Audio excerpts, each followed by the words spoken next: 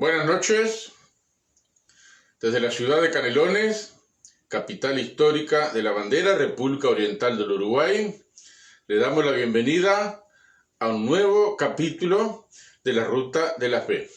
Les habla Luis Curvelo. Quiero dar gracias a Dios porque después de 3 o 4 días de fiebre, mi esposa está mucho mejor, ha sido tratada, se le está yendo ahora la fiebre. Le encontraron dos bacterias, 2 bichos ahí en el tema de la orina, y eso la tenía muy bajoneada y muy a mal traer. Pero gracias a Dios, después del tratamiento o en los cuidados respectivos, haciendo cama permanentemente, está mucho mejor. El jueves pasado me pegó un susto, porque en la noche empezó con unos espasmos ahí. Me hizo acordar a mi suegra el día que falleció, y pensé lo peor, pero gracias a Dios ha salido adelante. En la noche de hoy vamos a estar continuando con el tema que hemos tratado la semana pasada, acerca de la renovación en el espíritu. Hay algunas frases relevantes que hemos estado puntualizando, frases que, si se quiere, están dentro del esquema del Nuevo Testamento, y hemos hablado que la renovación es y debe ser cotidiana. No es que hoy me renuevo y después mañana pasó todo, después dentro de 2 semanas, 1 año, o en el próximo retiro, o cuando venga un predicador de allá de la Gran 7, entonces ahí se efectúa de nuevo la renovación. La renovación es algo constante, permanente, cotidiano, y que tiene mucho que ver con nuestra relación con Dios, en dependencia al Espíritu Santo. Hemos hablado también que la renovación es espiritual, se deriva de la relación y la comunión que tenemos con el Espíritu Santo. También hablamos que si no hay poda, si no nos dejamos podar por el Espíritu Santo, nunca jamás va a haber renovación. Si nuestro ser consciente, nuestra voluntad, decide no rendirse, no dejarse podar por el Espíritu Santo, bueno, Dios es todo un caballero, Él respeta nuestra voluntad, pero no podemos pretender que haya una renovación a nuestra vida si no nos dejamos podar. Lo mismo estamos expresando con respecto al gran sentir que hay a lo largo y ancho de nuestro país de que suceda un avivamiento en la República Oriental del Uruguay. Tenemos que tener presente que para que Dios obre un avivamiento en nuestro país, tenemos que dejarnos podar por el Espíritu Santo. Esto significa que tenemos que evaluarnos, tenemos que examinarnos a la luz de la presencia de Dios y de la palabra. Tenemos que tomar en cuenta algunas cosas que quizás hemos descuidado y dejarlas a un costado para que el Espíritu Santo efectúe esa renovación en forma de un avivamiento como estamos anhelando a lo largo y ancho de nuestro país. Hemos también hablado de la idea de que la renovación al Espíritu Santo genera protagonismo. Hoy vamos a ver un poquito más acerca de esto.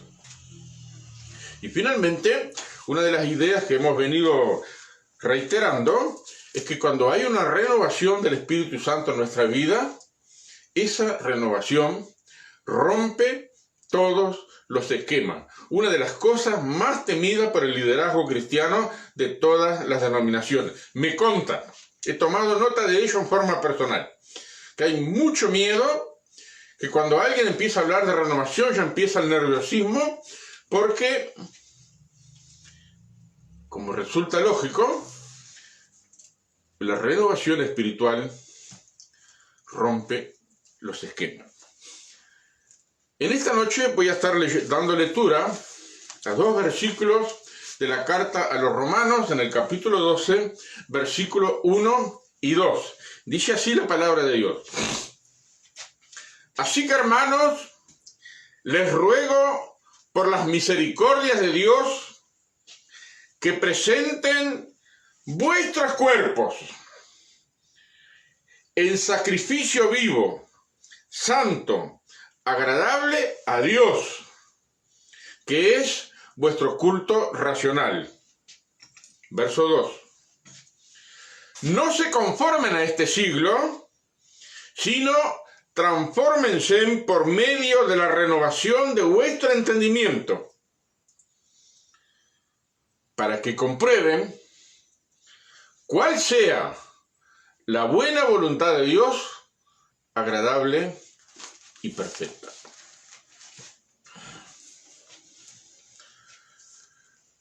Esta porción bíblica es muy utilizada, es muy mencionada, es usada como tema de sermón,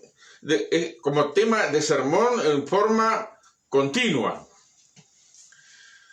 Pero es interesante que estos dos versículos se encuentren aquí en este capítulo 12.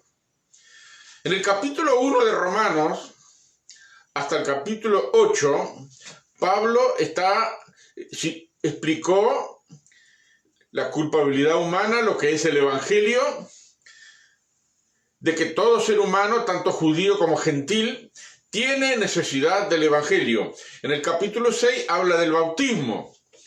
En el capítulo 7 habla de la lucha interna que se genera entre la vieja naturaleza y la nueva.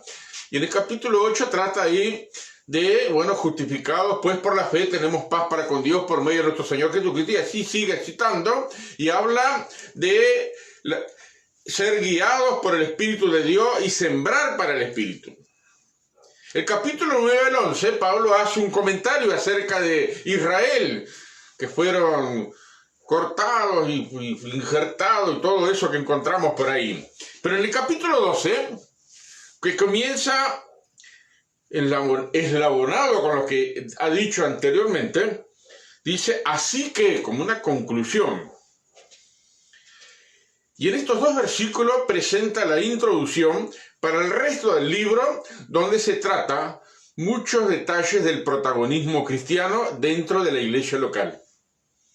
Pero es tan interesante que el apóstol Pablo fue inspirado por el Espíritu de Dios para presentar estos dos versículos y colocarlos aquí en esta sesión de la carta antes de hablar del protagonismo cristiano dentro de la iglesia local. Hay 4 cosas bien claras que se detallan en estos dos versículos. Primero, habla de presentar el cuerpo. ¿Cuándo tenemos que presentar el cuerpo? ¿Los domingos cuando nos reunimos como iglesia? ¿O cuando vamos a un retiro? ¿O en un encuentro especial cuando viene algún predicador de allá de la Gran 7? No, señor. Presentar a Dios nuestros cuerpos, dice, os ruego por las misericordias de Dios que presenten vuestros cuerpos a Dios en sacrificio vivo, santo, agradable a Dios, en forma cotidiana. Todos los días, en nuestras primeras oraciones, cuando nos levantamos y nos proyectamos al desarrollo y transcurso del día con todas las actividades y responsabilidades que nos toca y nos compete cumplir, como prioridad máxima es ponernos en las manos de Dios, presentar nuestras vidas, entre ellas nuestro cuerpo, porque nuestro cuerpo es lo que se desplaza para cumplir las responsabilidades y en todos los roles en los cuales tenemos competencia. Y para ello necesitamos, todos los cristianos, todos los hijos de Dios, todos los días, presentar nuestros cuerpos a Dios como un sacrificio vivo, algo que le rendimos a Dios. El segundo tema que está en estos dos versículos es no amoldarse al espíritu de la época. Todas las épocas no son iguales, todas las épocas tenemos desafíos diferentes, más en nuestro país, donde hay particularidades muy notorias.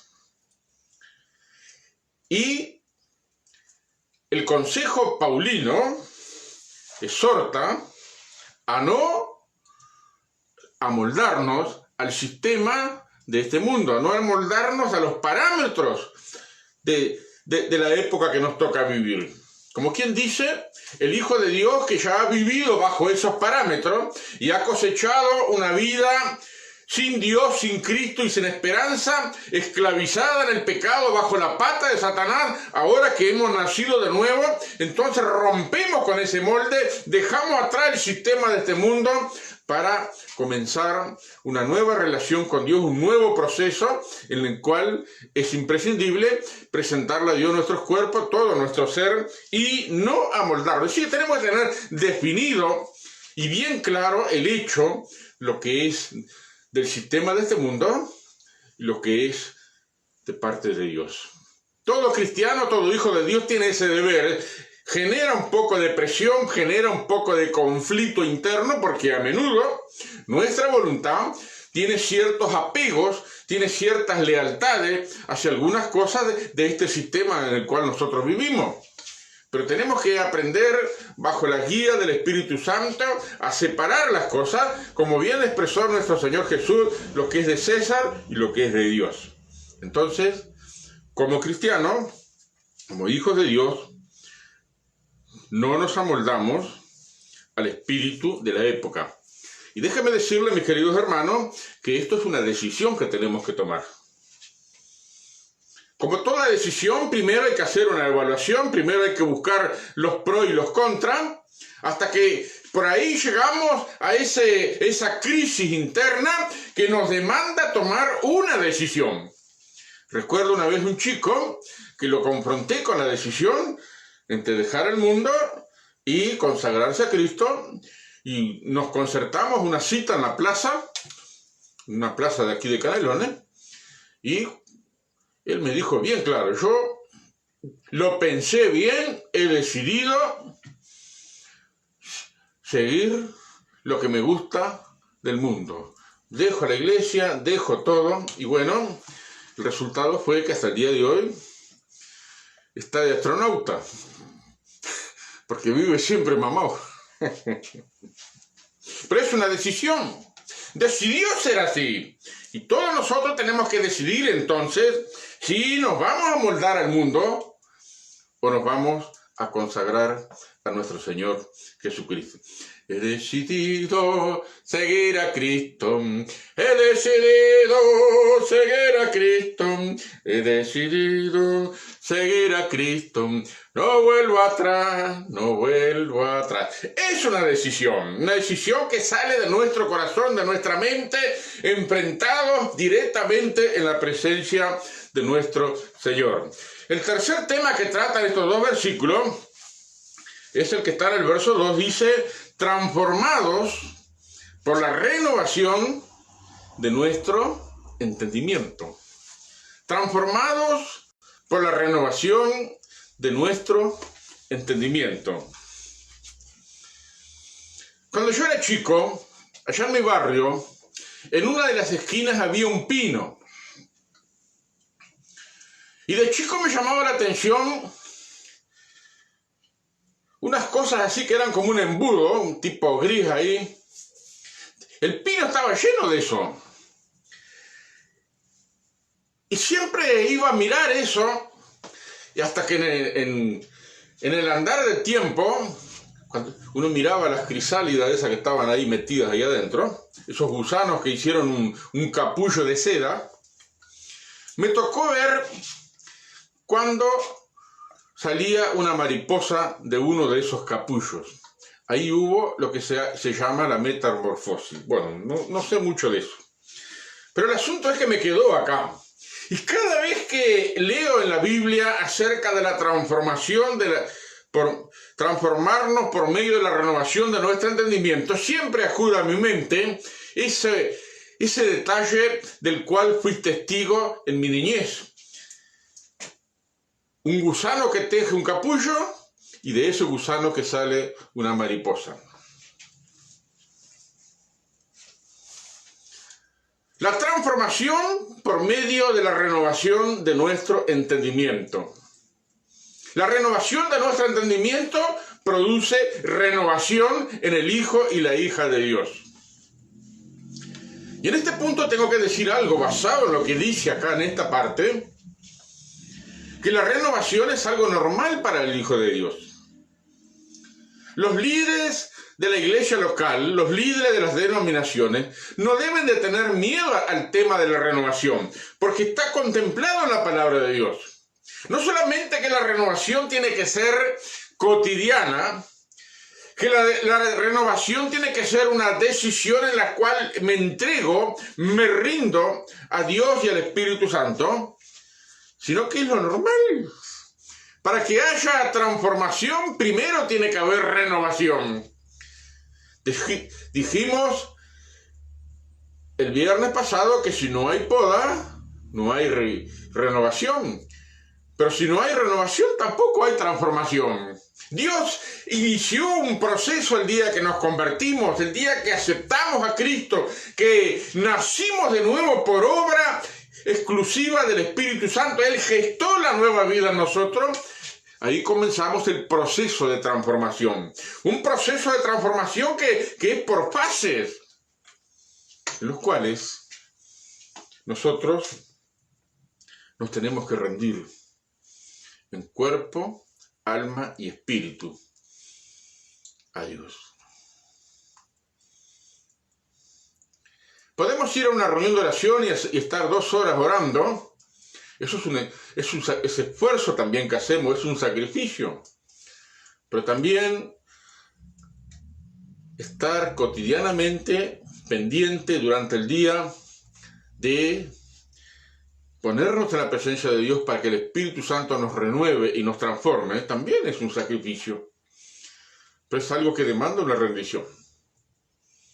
No puede haber transformación en nuestras vidas con nuestro propio esfuerzo, si no hay una renovación de nuestra mente en el cual el Espíritu de Dios nos habla por su palabra. El Espíritu Santo nos convence, nos produce convicciones en nosotros, y ello es lo que hace que nos transformemos, que dejemos las cosas a las cuales estamos habituados. Pero ahí en la carta a los Romanos, el capítulo 6, el versículo 19, donde Pablo habla del bautismo, dice el verso 19, hablo como humano, por vuestra humana debilidad. Es evidente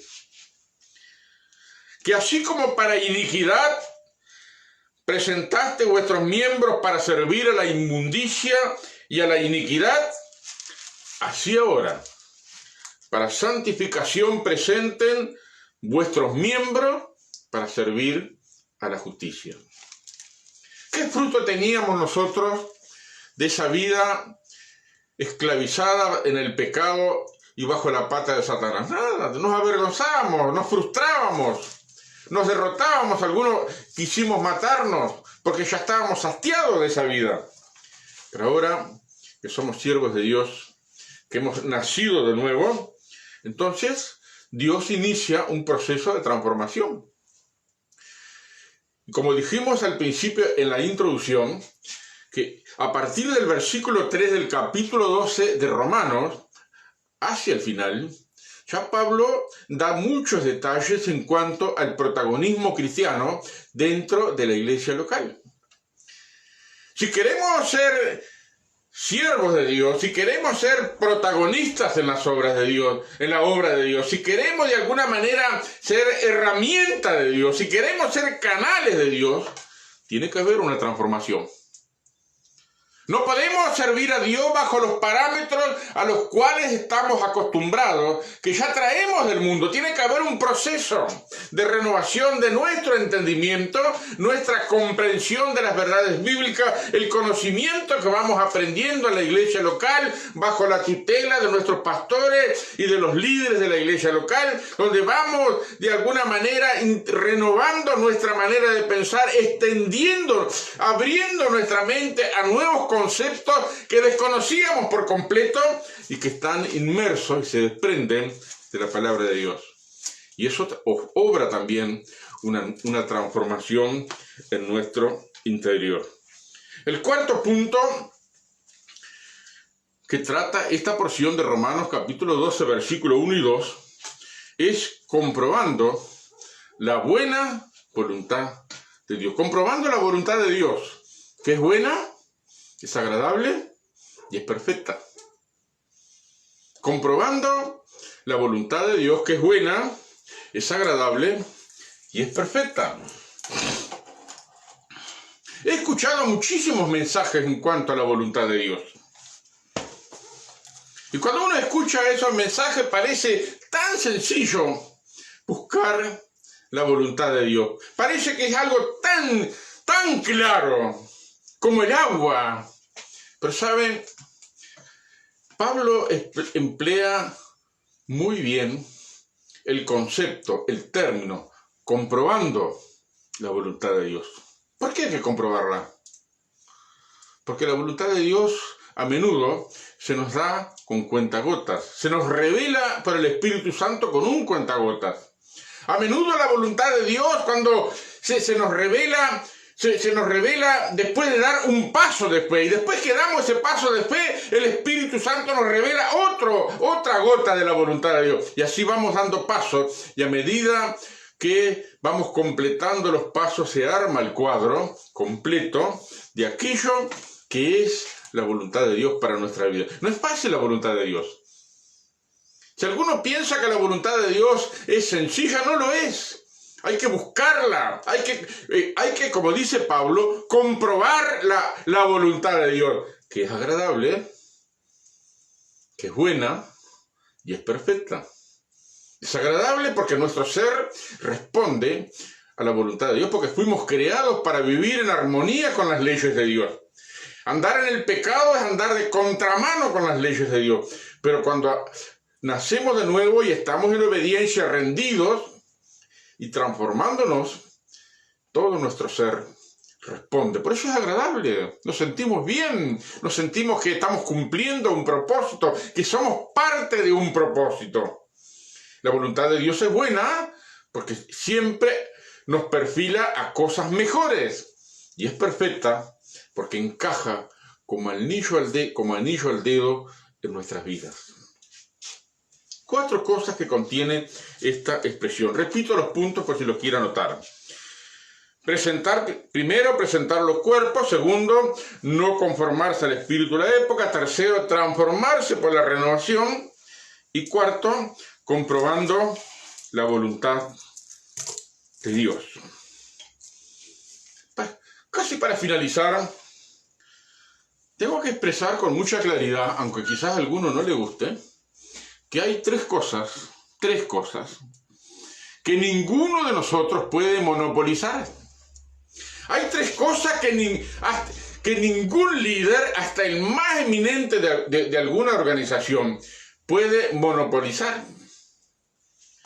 No podemos monopolizar, en primer lugar, la voluntad de Dios, porque es un misterio y Dios la va revelando. Por eso en la oración del Padre Nuestro, Jesús dijo, bueno, que tenemos que orar a Dios, hágase tu voluntad, así en el cielo como en la tierra. ¿Cuál es esa voluntad? La tenemos que descubrir, la tenemos que indagar, tenemos que buscarla. Y nadie puede monopolizar la voluntad de Dios, y ni mucho menos esquematizarla. No, la voluntad de Dios es así. Hay cosas claras en la Biblia. La voluntad de Dios es vuestra santificación, que se aparten de fornicación, dice Pablo en la carta a los tesalonicenses. Ahí hay una cosa puntual y clara, que si vine a Cristo habituado a la fornicación, a vivir de mujer en mujer, acostándome con cualquier mujer. Bueno, ahora se corta eso, porque uno fue esclavo del sexo y ahora se corta, y uno, en vez de vivir en la inmundicia, ahora vive en la santificación. Eso no significa que ya debe dejar de tener sexo. Ahora no ser cristiano, ya ahora está frito. No. Dentro de los parámetros establecidos por Dios, el sexo es una cosa buena. Pero en la fornicación, las relaciones sexuales antes de casarse, la Biblia dice que son pecados.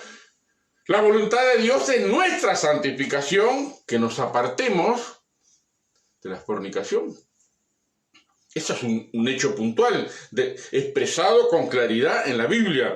Pero cuando tenemos que tomar decisiones en la vida diaria y nosotros no sabemos qué hacer, entonces tenemos que buscar esa voluntad de Dios que nos revela el Espíritu Santo paso a paso.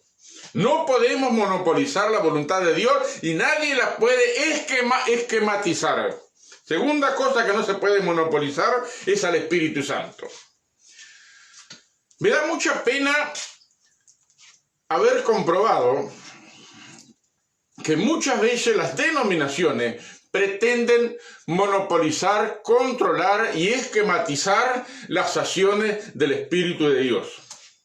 Si nosotros no podemos monopolizar la voluntad de Dios porque la desconocemos y necesitamos que nos sea revelada, mucho menos vamos a poder monopolizar al Espíritu Santo. De hecho, como he mencionado algunas veces, y usted lo habrá leído en el Nuevo Testamento, en el libro de los Hechos, encontramos que el apóstol Pablo tuvo algunas dificultades para entender los designios, las indicaciones del Espíritu Santo.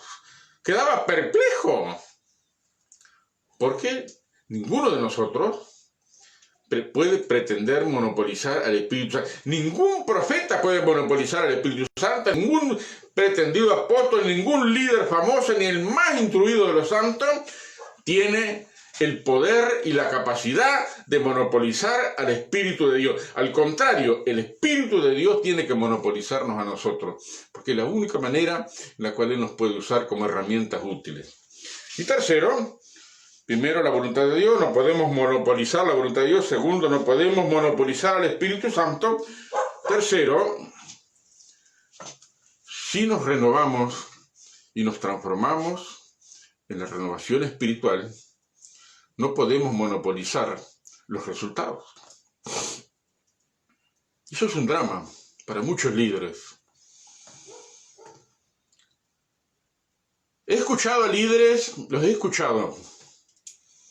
Yo no quiero que las cosas se me salgan de control.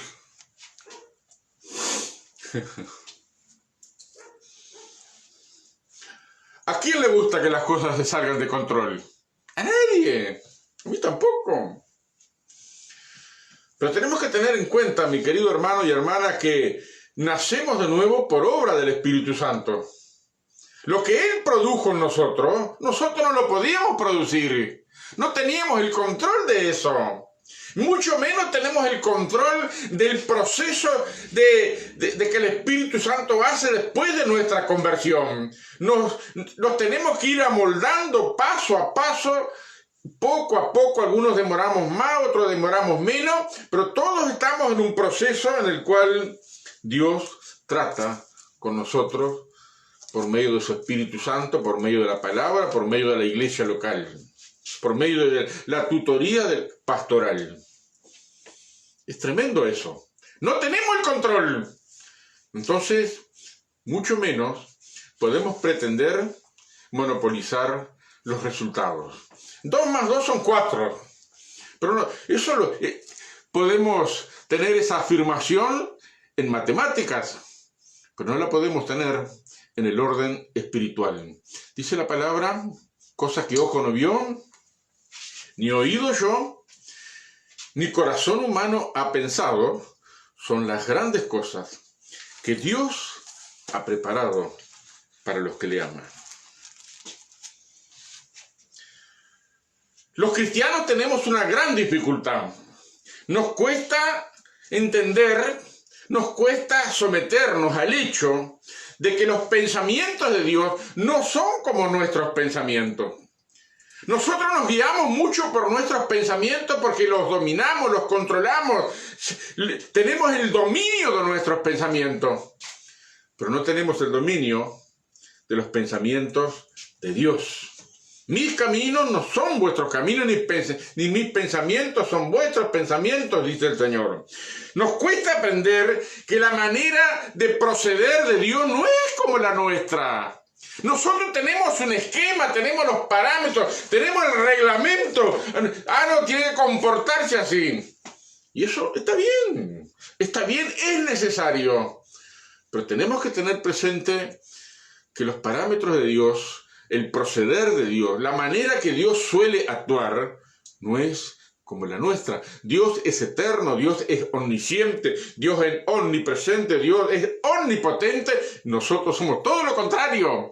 Somos personas que lo único que seguro que tenemos es nuestra experiencia, nuestra referencia, nuestros pensamientos, la manera como discernimos las cosas, pero la manera de proceder de Dios es muy distinta. Tenemos que renovarnos y transformarnos por la renovación de nuestro entendimiento, sabiendo que nuestros esquemas van a ser rotos.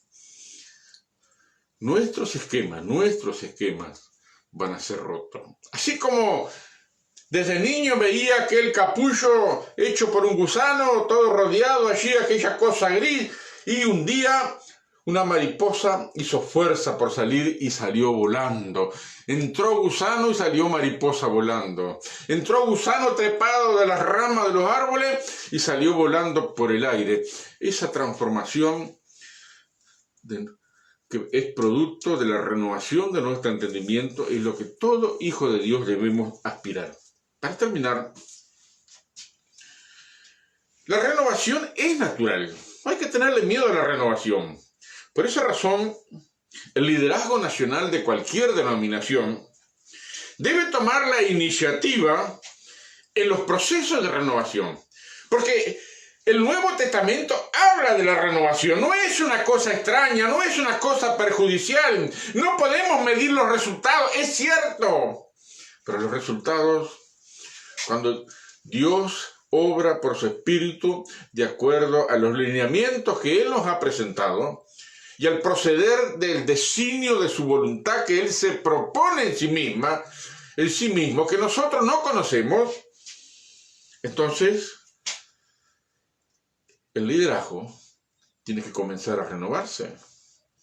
He sido testigo de que cuando el miembro de la iglesia, el considerado menos útil, el menos considerado, empezó a renovarse, ya enseguida el liderazgo se puso nervioso y chácate, le cortó las patas. Entonces el problema no es que el Espíritu Santo no produzca renovación, que hay un problema de entendimiento acerca de los procederes de Dios. Tenemos que tener bien claro, mis queridos hermanos líderes uruguayos de las diversas denominaciones, que la renovación espiritual es algo natural en el Hijo de Dios. Y para ello, quienes están a la cabeza como líderes, como ejemplo, como referentes, como maestros, como instructores, como lechados, tenemos que aprender a renovarnos y transformarnos en el espíritu de nuestra mente. Que Dios nos bendiga a nuestro querido Uruguay, a nuestro liderazgo. En el campo misionero, cuando se iba a evangelizar a una etnia en particular, si se lograba alcanzar al jefe de la comunidad, toda la comunidad lo seguía. Pero si se alcanzaba a alguien periférico de la comunidad, entonces había mucha oposición. Lo mismo sucede en la iglesia local. La renovación tiene que ser algo que debe empezar desde la cabeza hasta los pies, hablando simbólicamente. El liderazgo debe renovarse. Renovarse no significa estar a la pesca de los boom del momento que hay en los países limítrofes. No, señor. Si quiere imitar alguna cosa buena, hágalo. Pero todos nosotros tenemos que renovarnos en el Espíritu Santo. En nuestra ciudad, en nuestro país donde estamos viviendo, que el Espíritu Santo nos dé la renovación adecuada para ser protagonistas bajo la unción del Espíritu Santo. Amén. El próximo viernes voy a estar terminando esta parte, el fruto de la renovación. Sigo consciente que todas estas cosas que estamos expresando son simples. No son nada del otro mundo. Son cosas que están en la Biblia. Pues tenemos que aprender que renovarnos es lo normal. Si no hay renovación, hay estancamiento. Si no hay renovaciones, estamos perpetuando tradiciones, estamos haciendo las cosas por costumbre, por rutina, mecánicamente. Ese no es el sentir del Nuevo Testamento. Dice la palabra que hemos leído, sino que en forma autoritaria, con carácter de imposición, no se conformen a este siglo, sino transformaos por medio de la renovación de vuestro entendimiento. ¿Con qué fin? Para comprobar cuál sea la voluntad de Dios. Es buena, es agradable y es perfecta. Y si estamos dentro de la voluntad de Dios, estamos andando como Dios quiere. Aprendí de un pastor de Florida, un gran amigo. Él dijo una expresión que me quedó, y con esto termino. Yo estoy haciendo la voluntad de Dios, no me importa lo que me digan. Me quedó eso, me lo repitió 3 veces. Yo estoy haciendo la voluntad de Dios. Yo estoy haciendo la voluntad de Dios. Estoy haciendo lo que Dios quiere. No me importa lo que me digan.